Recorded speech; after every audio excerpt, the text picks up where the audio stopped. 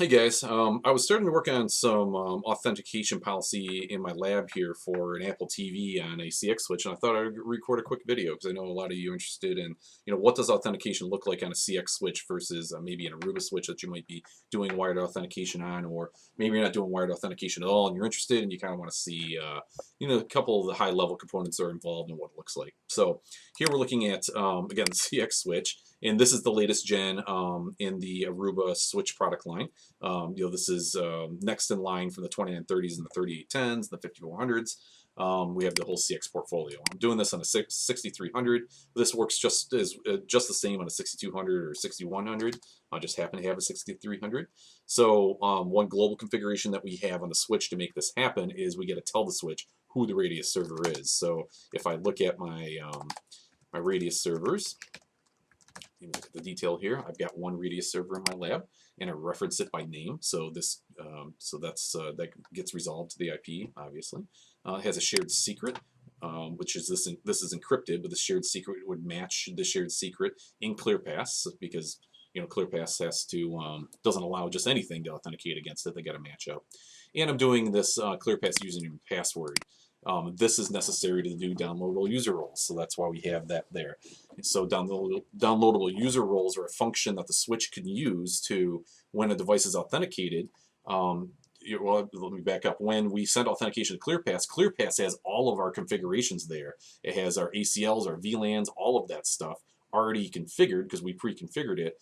And when the device gets authenticated, the switch can download that stuff from Clearpass and store it on the switch. And that's beneficial because if you have, say, a big stack of switches and you've got 300 of the same device that all hit the same role, it only gets downloaded once, therefore saving bandwidth on the network. If, let's say, you have an entire switch boot up, you had a power outage or something, a UPS failed, you've got all your ports authenticating simultaneously. It can really drive up the CPU and memory for devices that don't support having the roles already local, because every device has then got to download their role, and it's very resource intensive. So when the first device authenticates, it downloads its ACL and VLAN, basically its role, and it's there for anything else that meets that same condition on its authentication. So the configuration of the switch ports, so we can configure switch ports independently for authentication. Not that we would, maybe the only ports that we wouldn't have authentication running on are the uplinks, because we do want colorless ports so that we can plug any device into any port and it'll dynamically get configured from Clearpass.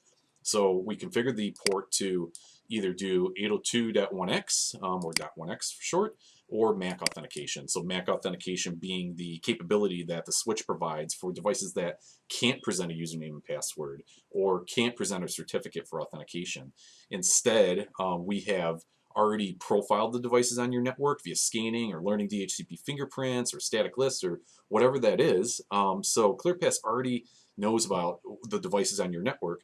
And the switch is just merely sending the MAC address up to Clearpass, and Clearpass is looking to see, hey, this MAC address, do I know who it is, what it is, and apply policy, which I'll show you here in just a second. So what I'm setting up here is going to be for Apple TV. I'm lazy. I don't want to set up 802.1x authentication on it because it's a pain in the butt, and I don't have an MDM server to do it. So I'm going to do MAC auth for this guy. So let's see how that looks over on the Clearpass side. So in Clearpass, I did actually do it, and then I thought about recording the video, so I backed it out. But you already likely have wireless services set up where you've already done a lot of your role mapping, right? So now we have a specific service for the CX switches for MAC authentication. And it's the same formula that you see on your other services. We match the switches that are coming in. This would probably be a group of all my CX switches. It is Ethernet. You don't have to define those, but maybe you define a group. We are looking at the endpoints repository to see all that information that we've gathered about the device, and we take that information and we assign roles. So in this case here, I've already mapped out, because I have this thing connected to wireless, I've already mapped out what that looks like from a DHCP fingerprint standpoint. And so when I see that DHCP fingerprint match this criteria, we know it's an Apple TV. So what I don't have is any enforcement condition to, hey, if you're an Apple TV, what do you do with it?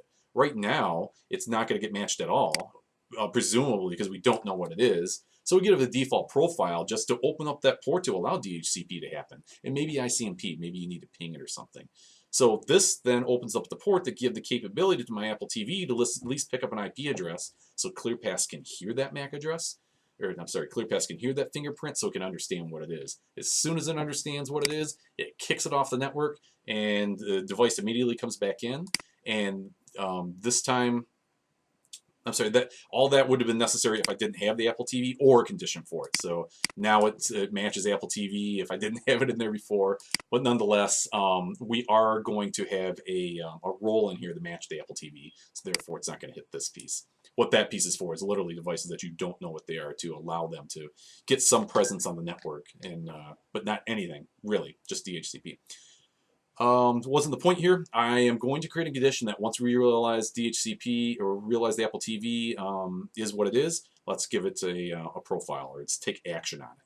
So we're going to create a new enforcement profile. So I'm going to create a new one here, and this is going to be downloadable role, like we talked about it a minute ago. I'm going to just give it a simple name just to make this easy to find here in a minute, and so I don't have to go through my naming conventions. It is going to be for CX switch.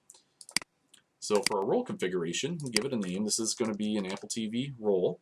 You can see all the different types of things that we can enforce upon it once we realize it's an Apple TV. In my scenario here, I do want to define an ACL, and I do want to drop it on a VLAN. I'm not going to try to adjust any of this other stuff. So in order to create an ACL, it uses class map policy map class and policy maps to make that happen. So classes meaning we're identifying traffic as we see it.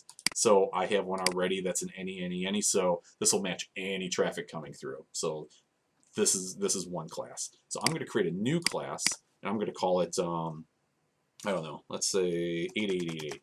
So I don't know if the TV's actually going to go to this, but it's an example anyway. So we're going to create a rule for that 8888, and maybe we'll give it sequence number 10. And we're going to say that we're going to match any IP going to a destination of 8888.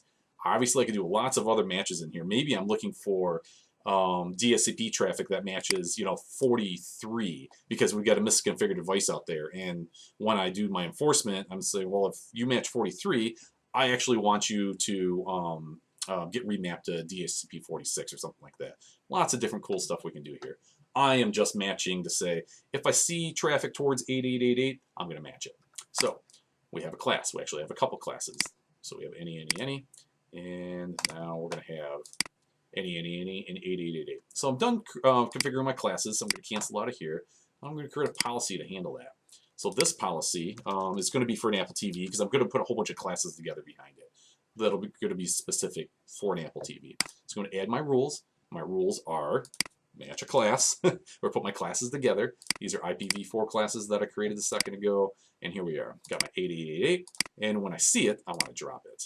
Okay, simple enough, right? So now any traffic we see, we're going to drop. However, we need to match traffic to allow as well, so let's add another rule, and we'll add this in sequence 20 in case we need to add more rules behind it later. And we'll just say, anything else, go ahead and permit it. And like I said earlier, maybe we wanted to remark that traffic, or maybe we wanted to, I don't know, change some of the other QoS values. So in any case, we have now a policy built out that we're going to assign to this device. And we can have tons of lines in here. You can build this out as much as you want, and these are all these classes are reusable for other things that you create later on down the line. Maybe you have a camera that you're probably always going to have an any, or an any, whatever you want to call that, or allow all at the end of it, but you have different classes for matching different things for that camera. Okay, so save my policy. So we have an Apple TV. We're going to assign it this Apple TV policy that we just created. And like I mentioned, I want to put it on a VLAN on the switch. So let's see what VLANs I have available. Not very many. So I have a VLAN 20 I can use here. So let's go ahead and drop on a VLAN 20. And as you saw here, the switch port's configured for 999.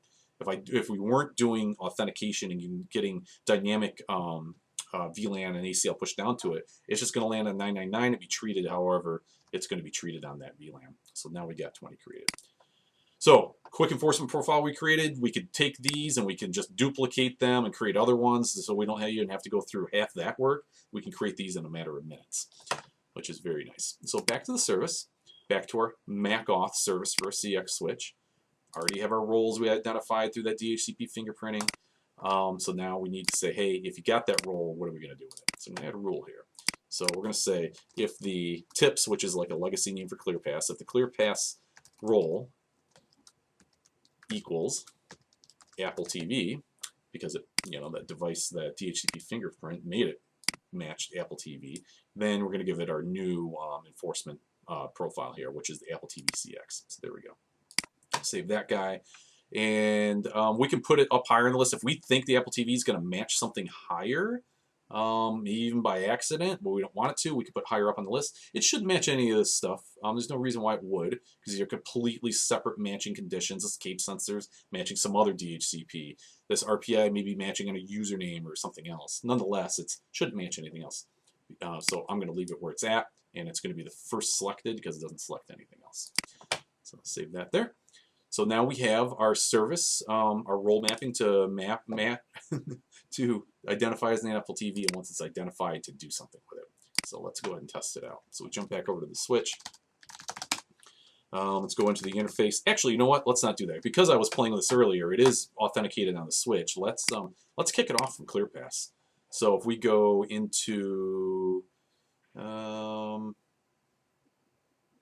it's probably sitting in this role right now. So let's change the status, and we're gonna disconnect it from the CX switch.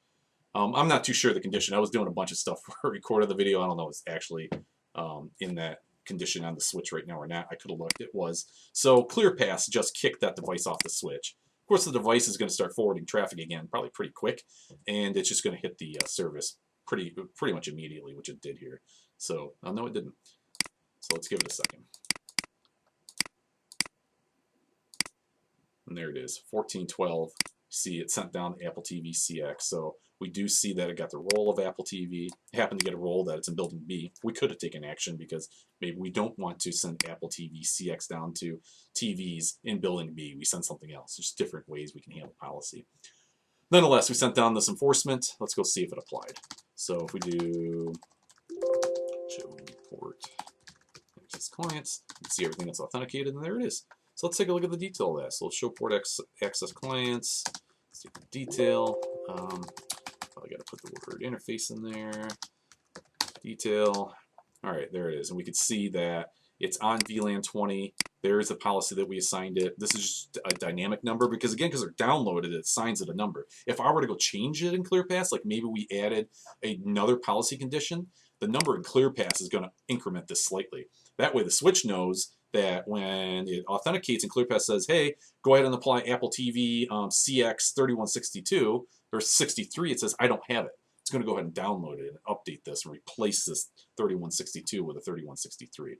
So, and now it's there again for any client that also meets that condition for authentication.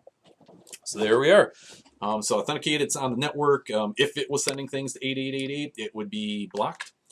So very cool. And before I wrap things up here, I do want to show you also we can do some basic authentication or at least identification on the switch, because I just happen to see it here, without Clearpass with these device profiles. So if we look at the running config, we have what we call device profiles that can match really anything that's doing LLDP.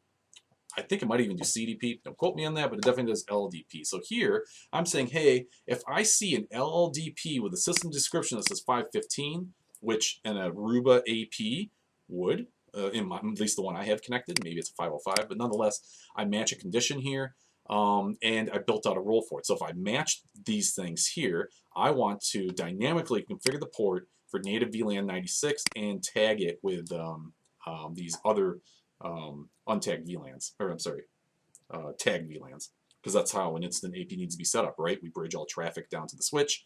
That's how we do it. Normally, we'd have to go into the switch port and hard code those things in the switch port.